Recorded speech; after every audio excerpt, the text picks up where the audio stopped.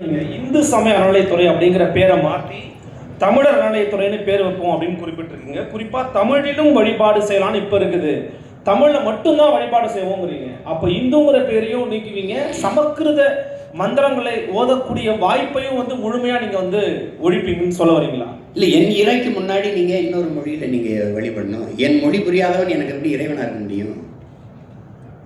நீங்கள் கிறிஸ்தவ இது சொல்கிறாங்க, அங்கே பள்ளிவாசலில் சொல்லுங்க, இந்த கேள்வியெல்லாம் கேட்கக்கூடாது.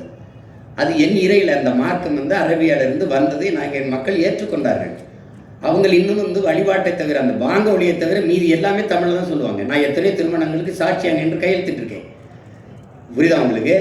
ஒருவருக்கு ஒருவர் அன்பு கொண்டு நயசித்து அப்படி தான் பேசுவாங்க. நீங்கள் அவன் முதல்ல கிறிஸ்தவ மதத்தை பரப்ப முடியல. அவன் லத்தீன் ஸ்பானிஷ்லாம் சொல்லிட்டு இருந்தான்.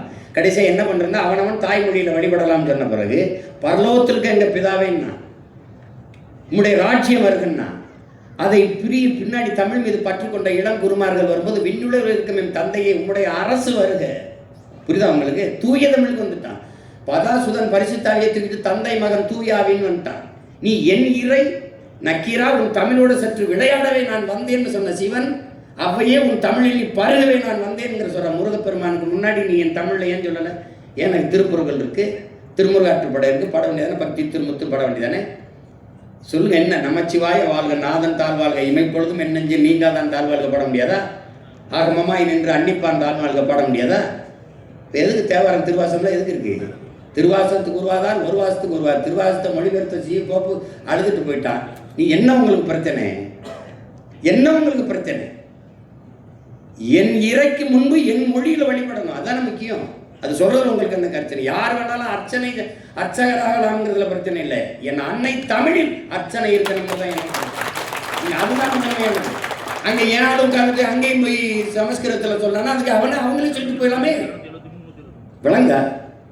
அவர் தமிழர் அறநிலைத்துறைன்னு மாத்தலான்றீங்க. இந்துங்கிற பேரை நீக்குவேன் அப்படின்னு சொல்ல வரீங்களா? இல்லை, இந்துன்னு ஒரு சமயம் இருக்கா? இது கூட்டு பொரியல் அவியல் சாம்பார் மாதிரி எல்லாம் சேர்த்து சாப்பாடு மாதிரி. சமணன், பௌத்தன், சீக்கியன், உங்களுக்கு தெரியும், இங்கே வைணவன், எல்லாரும் சைவன், எல்லாரும் சேர்த்து இந்துன்னு சார் வில்லியம் ஜோன்ஸ் போட்ட கையெழுத்தில் ஆகிறான். என் சமயம் சைவம். நான் சிவனை வழிபடுகிற சிவசமயம். என் சொத்து பத்திரத்தில், எங்கள் வீட்டில் எங்கள் அப்பாவோட சொத்து பத்திரத்தில் சிவசமயம் இருக்கு. என் கோத்திரம் என் மகனுக்கு எனக்கு சிவ கோத்திரம். அப்போ நாங்கள் முருகனை வழிபடுகிற சைவர்கள். அப்போ சிவனை வழிபடுகிற சிவசமயம். மாலை வழிபடுகிற மானியம். திருமால்ங்கிறது எந்த மொழி சொல்? சொல்லுங்க. எங்க மாயவன் கண்ணனாகரன். கண்ணன் என்றாலும் மால் என்றாலும் கருப்பு. வணங்குகிற தெய்வத்தை நாங்கள் மரியாதையாக அழைக்கணும்னு, மதிப்போடு அழைக்கணும்னு திருமால் பெருமாள்னு அழைக்கிறோம்.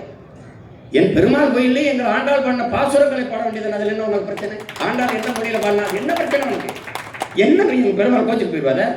63 நாயன்மார்கள் தேவாரத்தை பாட வேண்டியது என்ன பிரச்சனை உனக்கு? இப்ப நான் சொன்ன மந்திரத்தை நான் பாடவா? திருவாசத்தை பாடவா? எங்க சிவன் கோச்சு போயிடுவானா? அவன் தான் சொன்ன மணி நெற்றி உமிழ்ச்செல்கள் தளர்புரை சடர் சுடர் கடவுள் தந்த தமிழ்ங்கிறான். சிவபெருமானே தந்த மொழிடா அப்படிங்கிற அந்த மொழியை நீ பாட வேண்டிய என்ன பண்ணுவீங்க நீங்க? முதல் தமிழ்ச்சங்கத்தின் தலைவனே அவன் தான்ங்கிறதானே இலக்கியம் சொல்லுது. இப்ப பின்ன என்ன? நீ வேற ஏதோ நான் அமெரிக்காவில் போயிட்டு தமிழிலும் அப்படின்னு போட்டா பரவாயில்ல. கோயிலை கட்டல நான் முன்னாடி இறைவனா இருக்கிறவன் அவன் எழுதுனது எங்காது. அப்ப என் மொழி என் இறைக்கு முன்னாடி நம்ம வேண்டியது. அதனால தமிழர் சமய அறநிலை தான். என் முருகனை, என் சிவனை, என் மாயவனை வழிபடுறதுக்கு எதுக்கு இப்ப இந்து சமயம் இருக்குது? இப்ப ஆந்திராவை இப்ப நீங்க நான் வட இந்தியாவில் இருக்கிற தெய்வங்களும் ஒன்று இருக்குது. இப்ப நீங்க இந்து சமயம் போடுவீங்களா? அது எப்படி போடுவீங்க?